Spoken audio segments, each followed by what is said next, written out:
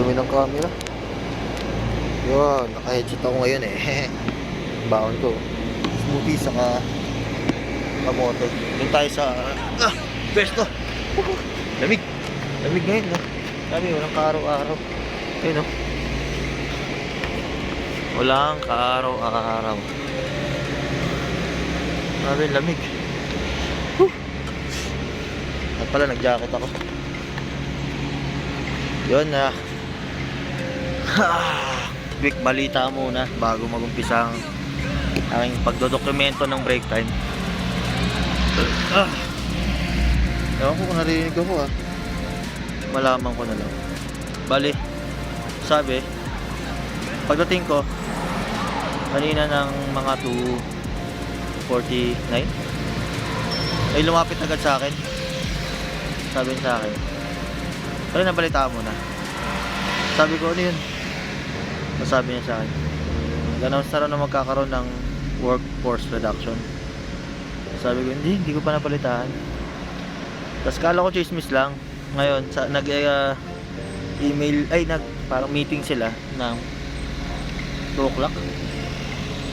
Parang hindi naman sinabi nung mismong speaker ng kumpanya na directly na workforce reduction. Pero ang pagkakasabi niya parang mayroong ano ba? Parang ganun parang ganun na rin na indirect na pagkakasabi.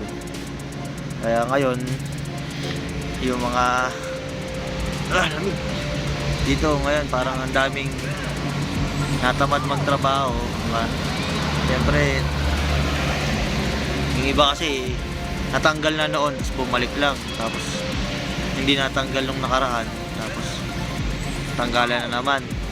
So parang yung iba stability, meron bang stability dito? Parang wala na, parang gano'n yung sinasabi. Parang gano'n. Pero siyempre worldwide naman yung walang stability ngayon. Pero tingnan natin kung ano yung mangyayari sa susunod na araw kasi lamig.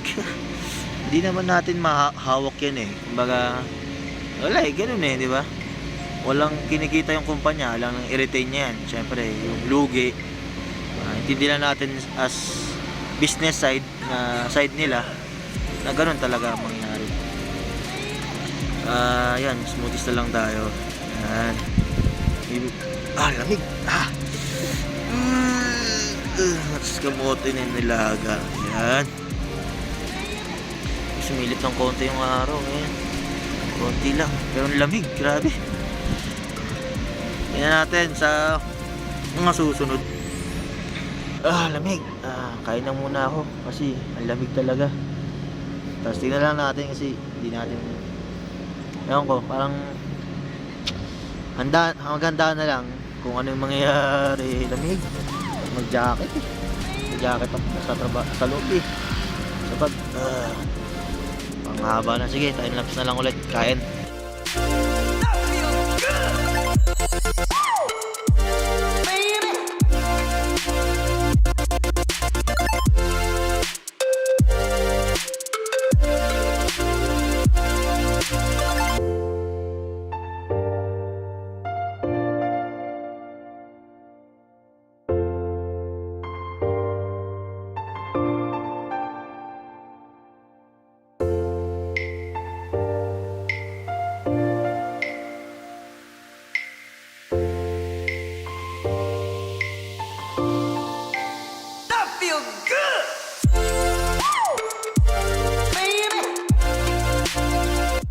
Nantas na ako kumain Bali, siguro balik na ako sa area.